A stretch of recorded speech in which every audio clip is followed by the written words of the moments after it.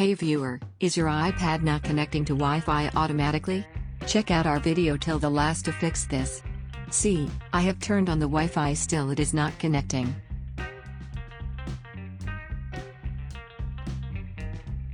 Until I go to the settings option to connect it manually.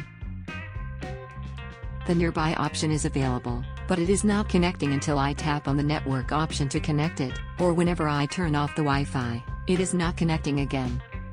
By doing that, if there is any trouble in your Wi-Fi or it got disconnected for any technical fault, so whenever it got recovered it will connect automatically. To overcome this trouble, simply click on the eye icon and toggle to the right to turn on the auto join button on. So, this is how you can fix this issue with the iPad not connecting to Wi-Fi. Thank you for watching guys. Please like, subscribe, and share.